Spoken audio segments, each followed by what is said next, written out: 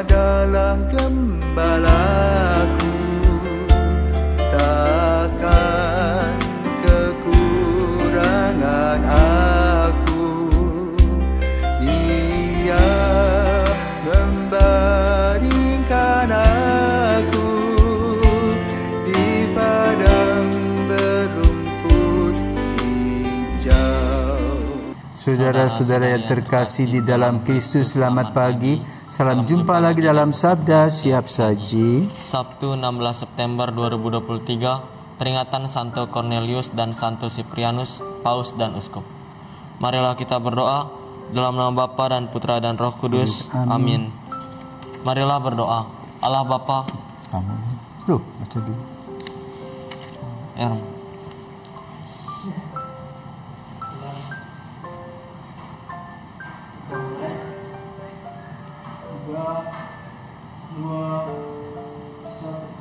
Saudara-saudara yang terkasih di dalam Kristus, selamat pagi.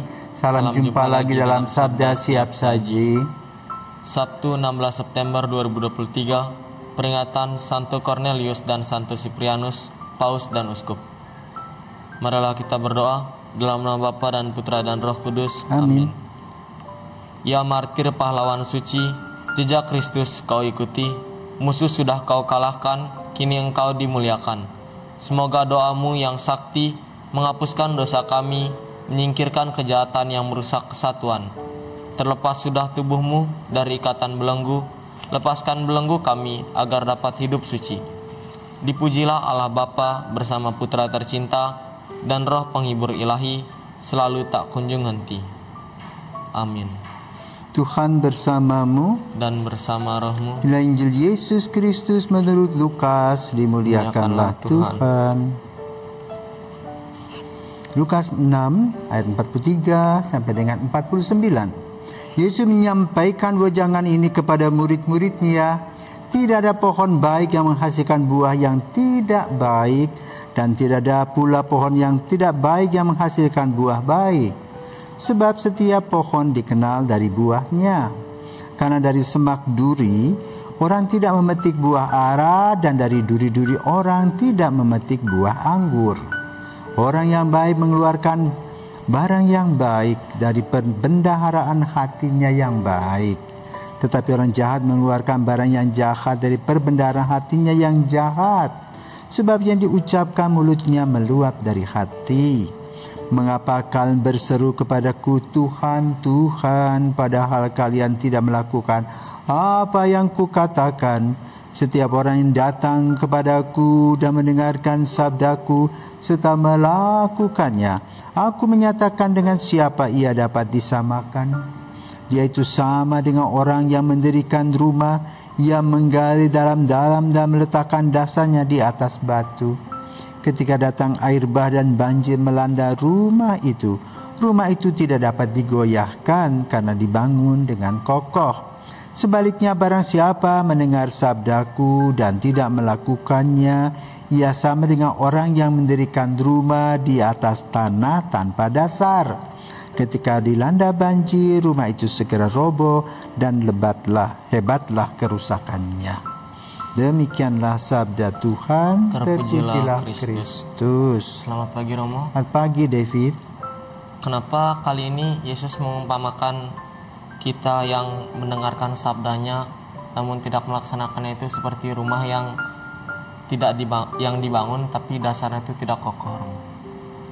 Baik. Salam dari Dili. Pagi ini kita memperingati Santo Cornelius dan Siprianus.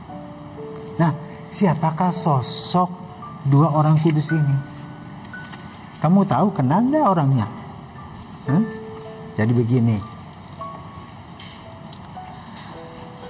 Pada abad kedua, 2 dan 3, situasi gereja Roma itu di bawah tekanan dari kaisar. Tapi juga secara internal ada juga seorang imam memisahkan diri dari gereja, namanya Novicianus. Novicianus ini adalah seorang imam yang tidak menghargai paus, sehingga tahta kepausan itu lowong selama 1 tahun. Adalah seorang bernama Cornelius yang ditunjuk dalam keadaan bahaya, dan dia mau untuk menyelamatkan gereja. Maka para bapak gereja pada saat itu menghargai Santo Cornelius ini. Berani, tegar, dan mau tahu risikonya. Kalau dia dipinggul, siap ya, untuk menyelamatkan gereja. Itulah Paus Cornelius. Tetapi lalu dia setelah menjadi paus, dia ditangkap dan diasingkan di Centum Celle, Italia. Dan itu adalah paus pertama yang kemudian membentuk eksorsisme. Karena rupanya di penjara itu banyak orang yang aneh-aneh, ya, pengusiran setan. Ya, juga di keuskupannya. Itulah Santo Cornelius. Ya. Wafatnya pada tanggal yang sama dengan Cyprianus. Siapa Cyprianus? Cyprianus adalah seorang yang baru kafir, yang kaya, dan kemudian baru dibaptis sekitar tahun 246.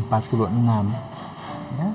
Dan Cyprianus ini ya, orang yang hebat, menjadi imam, dan kemudian dilantik menjadi uskup Kartago, yaitu di Afrika Utara. Ya. Apa yang terjadi? Ya, gereja masih dalam keadaan aniaya. Tapi dia tetap bertahan. Ya, kenapa? Persatuan di dalam kehidupan gereja itu yang menjadi utama. Maka mau tidak mau dia sebagai uskup mempunyai relasi dengan Paus Cornelius tadi. Saling bahu membahu. Dan Cyprianus ini mengalami 2 kepemimpinan, yaitu Kaisar Decius dan Valerianus. Dan Valerianus inilah dia disiksa sampai wafat. Itulah 2 orang kudus yang kita peringati pada hari ini. Maka bacaannya pada hari ini adalah apa? Tentang buah. Ya. Kalau kamu tanam pohon anggur, tidak akan berbuah matoa. Ya, tuh. Kalau kamu tanam jeruk, ya lahirnya jeruk. Karena itu digambarkan dalam Injil, siapa saja yang berkehendak baik, berpikir baik, akan melakukan hal yang baik. Tetapi orang yang tidak baik, diberikan kesempatan pun mencuri-mencuri. Gitu. Ya? Karena itu kejujuran ini penting, dan kedisiplinan. Nah, itu yang disampaikan oleh Injil pada hari ini. Nah, kita sebagai seorang Kristen kadang-kadang hanya luarnya saja dipoles. Kita berdoa, Tuhan, Tuhan, tapi perilaku kita bertentangan dengan kata-kata yang kita sampaikan di hadapan Tuhan. Tuhan, aku membantu sesama begini, padahal hanya omong kosong, hanya show saja.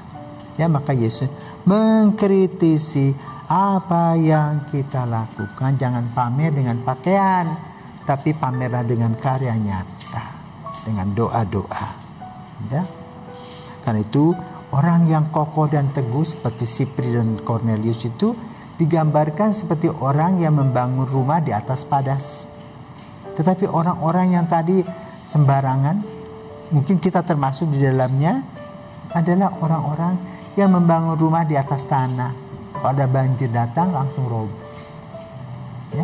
Maka mari kita belajar dari Santo Cyprianus dan Cornelius untuk teguh, tegar, beriman, disiplin, dan jujur.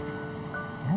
Semoga kita boleh mendapatkan semangat Cornelius dan Cyprianus. Maka kita berdoa, Santo Cornelius dan Santo Cyprianus, doakanlah kami. Selamat pagi.